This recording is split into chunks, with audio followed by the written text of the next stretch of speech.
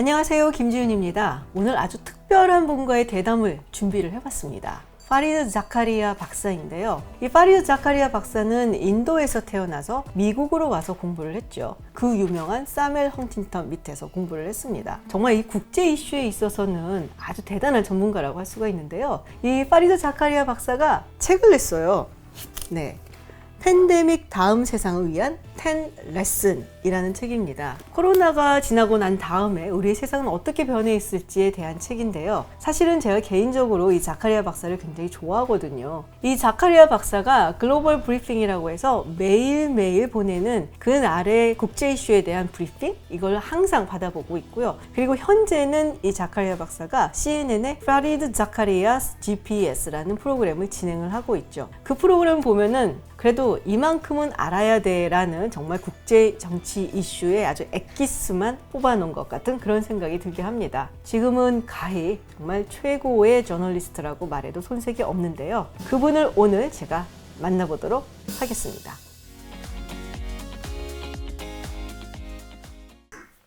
It's my great pleasure to be with you and have a chance to talk with you, Dr. Zakaria. My pleasure. Thank you so much. First of all, I'd like to send you my deepest condolences to you and your family for the recent loss. And I now think that COVID-19 can be very personal to you, not just a disaster to the world. Thank you so much. It was a very difficult period, and perhaps most difficult was at times of crisis, you want to be close to the people you love the most. But the nature of the pandemic is it forces you to stay apart. I saw your tribute to your mother on the CNN, and that was really touching. I could feel the love and respect for your mother of yours, and I think everybody in the world would feel the same. So my first question is, in 2017, you sort of predicted and forecasted that this kind of pandemic would come. Did you really know it was coming? I didn't, I mean, as always with these things, to be honest, there's an element of luck. But this one, I gave it a fair amount of prominence. And most importantly, I was fairly sure in my prediction. If you listen to that part of that program, I said, this is the biggest threat that we face. And the reason I said that, the thing that's surprising is not that I was so much of a genius or out alone. There were other people saying it. And so people ask me, where did you get this idea? There is a danger of a pandemic. And I said, if you listen to the epidemiologists, they were all talking about it by 2017. Yeah, I mean, it kind of indicates that, because in the book, this is a Korean version of your book. I've seen it, yeah. Yeah, and you can see that all the bookmarks, I read it really carefully. And you actually indicated that you have to listen to the experts. And that's exactly what you did about this pandemic, right? Well, the matter is, I don't know, I mean, during the pandemic, we had to follow what government says and government restrictions, and we just accepted the order, what we received. But my concern is, during the pandemic period, the governments, they got empowered. What if after the pandemic is gone, then can they roll back to the size they used to be? I mean, we sacrificed and we also gave up on our private information because it's this very special situation. But after it's gone, will government, to restrict their own and from the empowering? As far as I know, government never like it. You ask a very important question and a very difficult question. So I would put it this way, which is my biggest fear is that if you add to what you were saying, 9/11, what the government has done over the last 20 years is expanded its power, particularly with regard to the private information. And yes, it's very worrying. And to my mind, the most important thing here is for the democracies of the world. I think it's a matter of pride that democracies handle this pandemic very well. Not all, but what I mean is some of the leading countries that did very well but those democracies have to play a role in setting the new standard. I don't worry so much about the United States. I think I don't worry so much even about South Korea, even though it's a younger democracy. But I worry a great deal about places like India, the Philippines, Turkey, in countries where you already seen the government use very strong police powers, and in fact using the very powers that they gained during the pandemic. So I think, one of the challenges here is for us in the media to raise the issue, just as you have, for civil rights groups to be taking this on as one of their agenda points, to look into what are the areas where the government has increased powers that should be temporary, and how does one roll them back? Because I think we all agree, in a crisis, the government might need some special powers. But the most important thing is they should then lapse after the crisis is over. Let's go to the United States. To be frank, we were a little bit shocked to see how it handles the COVID-19. I just wanted to ask you, so where it went wrong? And also, another thing that Korean people are a little bit surprised to see is they do not really trust the government. And when there's, for example, like a protest against wearing a mask, and from our point of perspective, we don't really understand that. I mean, you have to wear your mask to be healthy, then why are you protesting against that? Big question. So the first answer is, look, part of what happened in the United States was that we got unlucky to have a pandemic under Trump. It's not just that Trump is a populist, and many of the populist leaders did badly. Bolsonaro in Brazil, Boris Johnson in the UK. But it's that Trump is, in particular, he viewed the presidency more as if he was on a TV stage than that there was any job of actually governing and administering the bureaucracies. For him, the presidency meant, press conferences and tweeting. It was all about messages, symbolic messages to his supporters. It wasn't really about governing. The second part, which is the more troubling part, is ever since the Reagan-Thatcher revolution, the free market revolution of the 1980s, which, by the way, had many good parts to it because it opened up the economies. You actually liked Reagan. Yes, I liked Reagan. I also liked Thatcher. I actually met both of them and supported both of them at the time.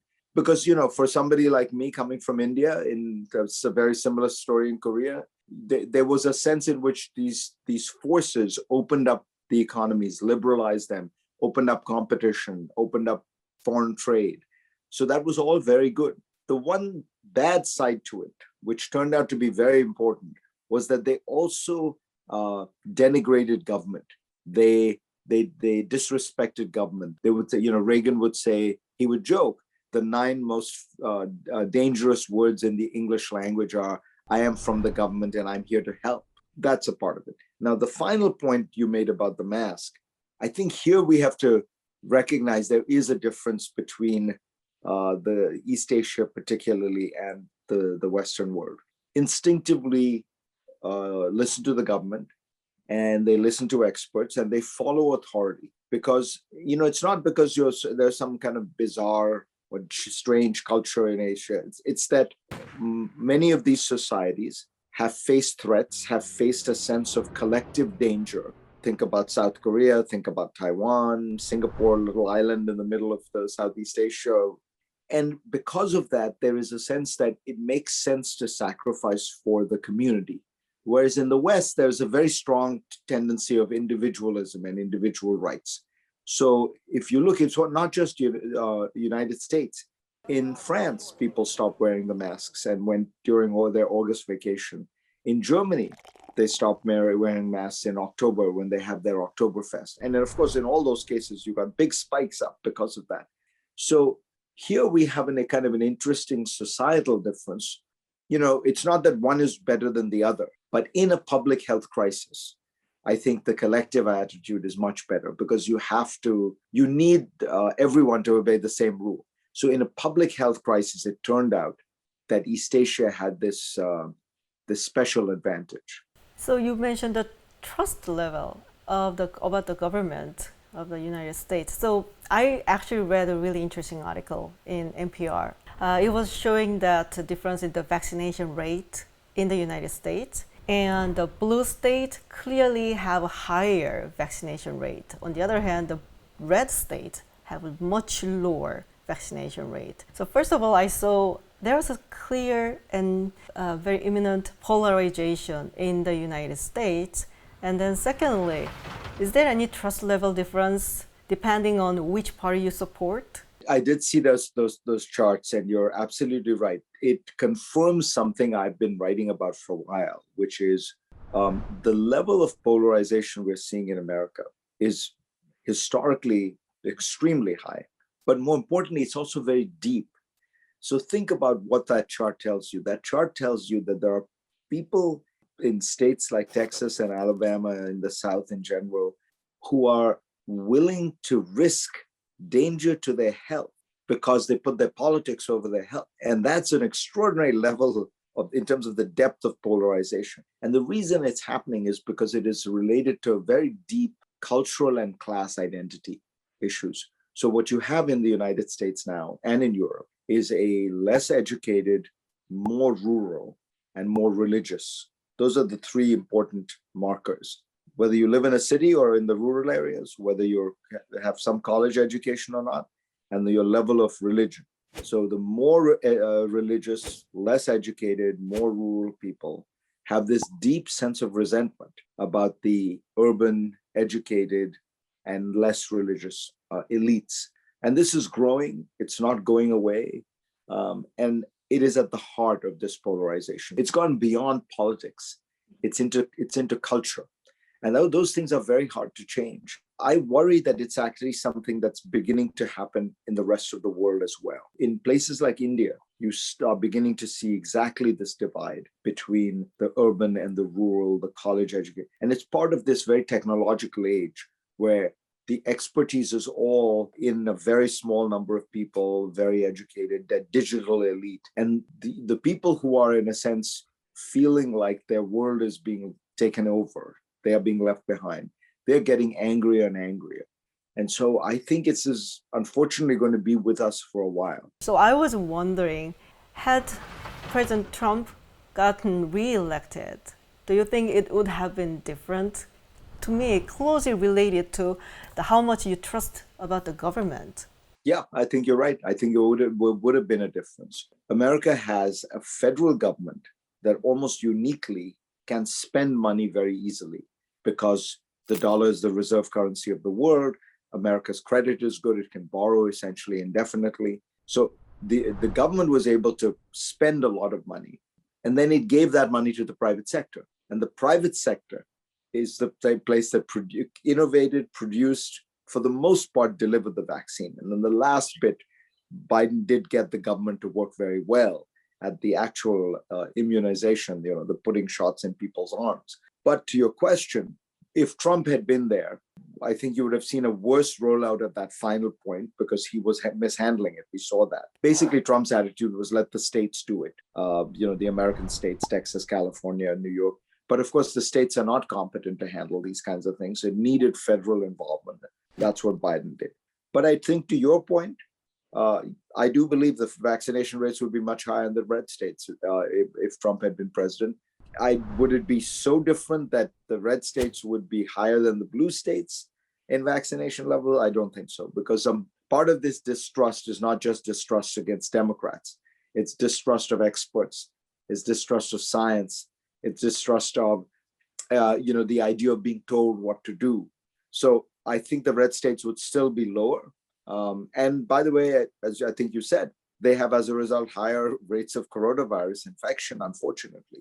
Well, almost 25 years ago, you actually had another forecast in the foreign affairs, the decline of liberal democracy. To be exact, you said illiberal democracy is a growth industry, unquote. And unfortunately, I think we are seeing this happening. And according to the Freedom House report in 2021, they saw the decline of the democracy for 15 consecutive years. So what do you see for the next 25 years? I'm very worried. When I wrote that article about illiberal democracy, I was noticing something that was very troubling, which was that you were seeing countries that were democratic, where they were electing their leaders, they were electing parties. Those leaders, those parties would then use their majority to deny minorities rights, to mess up the judicial system, to make it tilt in their favor, to use their authority to, for example, shut down the press. when I wrote about it, a lot of people thought, oh, this is a small phenomenon he's talking about. There are few countries like this, the Slovakia and maybe the Philippines, even then were showing these tendencies. But what's striking now, 25 years later, is that this is happening in the United States. This is happening in, as very long established democracies like India. India has, both the judiciary and the press today are less free than they were, less independent 20 years ago.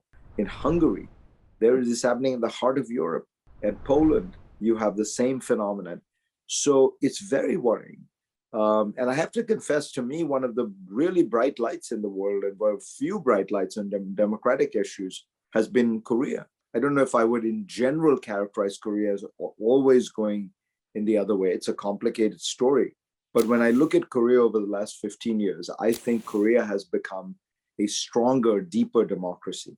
Unfortunately, there are not many countries one can say that about around the world right now. You are one of the exceptional cases. So do you think it's going to get worse for the next 25 years? I'm kind of scared to hear you say. I think that I do worry more, and it's for the reason you were talking about, which is between 9/11 and the pandemic, governments have gotten a lot more power, and they can claim the emergencies, whether it's with regard to terrorism, so they have to listen to everyone's phone conversations, whether it's with regard to the pandemic, and then they can say they need everybody's health data, or they need to be able to, have lockdowns or things like that.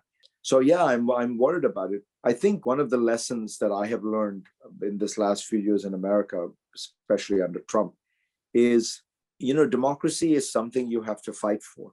It's never as though you have it and then it's over and then the struggle is over. You have to constantly make sure that you are renewing it, that you are deepening it, that you are fighting the tendencies, whether it's from government and politicians or from big business, to capture it. But that's maybe what makes it so worthwhile, is that you have to fight for it. That's really significant words. The democracy is something that you have to fight for. And let's go to the international relations, which is your expertise lies in. I remember 2016, the Stefan Walt, who is a realist, of course, he wrote a piece, The Collapse of Liberal World Order in Foreign Policy. It was before the election in the United States, and after Trump was elected, and a lot of people started to agree with that. And now we have a different president in the White House. Do you think Biden will change the course?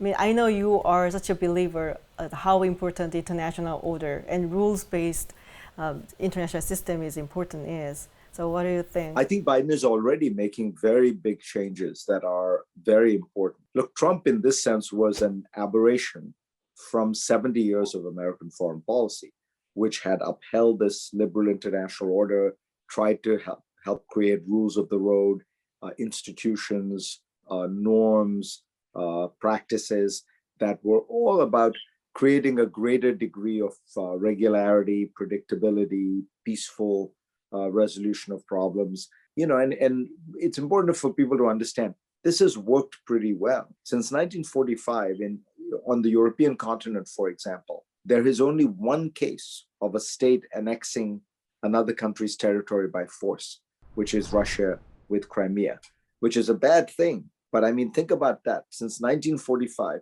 to now, there's one case. I mean, if you go back the 75 years before 1945 in Europe, that you would literally find 100 cases of that kind of annexation, right? So we've achieved a lot. I think Biden is returning the US to that role. Now, there is still a big challenge, which is, I would say, it's three countries. It's China, it's Russia, and it's the United States. What do I mean by that? Well, China and Russia are both in various ways act outside of those rules sometimes. Russia more than any other country, but China, because it is so big, it is more consequential when it breaks the rules. And the final challenge is, will the United States stay committed? As you say, this is Biden's policy, but if another Trump-like figure were to come into power, would that change things? I think one thing that gives me hope is Trump was kind of unique. Trump is very unusual, even among populist Republicans. And even while they will follow him in some ways, I think most of them will tend to be more supportive of the overall mission of the United States. The only area where I worry is that everybody on the Republican side now wants a Cold War with China. To my mind, that is the single biggest danger beyond the return of Trump. It's difficult to see how, when you have a country the size of China's, which in terms of its weight on the global economy is probably twice as large as the Soviet Union, how you can have a Cold War with China and still have one global system. In another recent report by Pew Research, there's about China, and it's very clear after COVID-19, people have really, really unfavorable view about China. Like countries like Sweden and Japan, they have like higher than 80% of respondents answer that they see China unfavorable. Do you think it's going to be a big problem for China to become another superpower? I think it's going to be a huge problem for China. I think that the Chinese have not fully understood what it means to be a great power. I mean, the Chinese like to say that they're an old civilization, and of course they are. But it is true that China has not been active on the world stage since the 14th century. And the result is that they don't seem to understand that they are fundamentally in a very different geopolitical position than the United States, for example. The United States is surrounded by the Atlantic Ocean and the Pacific Ocean, and then Canada and Mexico. That's it. So the United States has a much greater degree of room for action, room for maneuver. China is rising in the middle of the most crowded continent in the world, with other countries that are rising as well.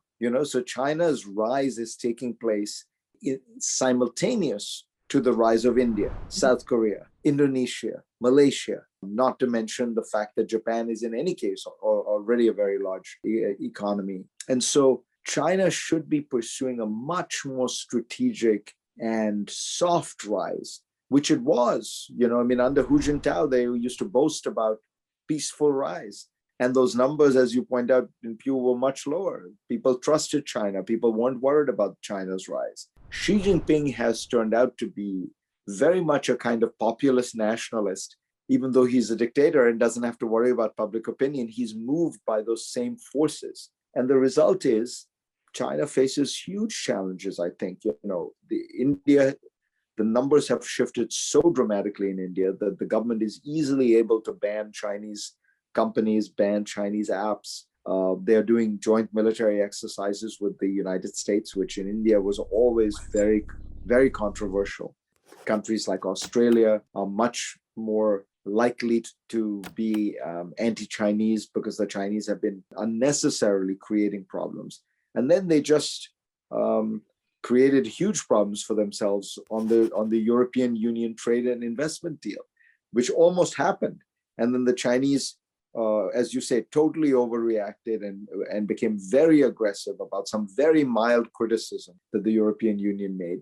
And so the European Union has now pulled the treaty. So I think the Chinese are going to find that. I think we're going to watch, I may be wrong, but the next 10 years, where China is going to get pushback from a lot of Asia.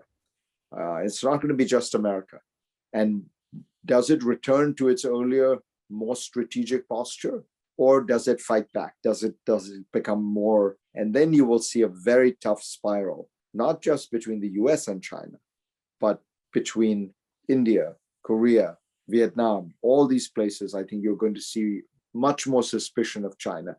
So, last question. Who is the most inspirational person for you in your life? Oh, my mother, without any question. I think at that level, it's a very personal thing, right?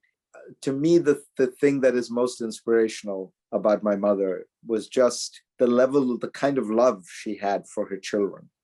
Somebody once said, it is a very big decision to have a child, because when you have a child, you are making the decision to have your heart live outside of your body and to be walking around in the world. And my mother had that level of love, but she still was very determined that I'd fulfill my own destiny. So she encouraged me to go to America. She encouraged me to get educated there. And she encouraged me to move there, even though, for her, it meant great sadness.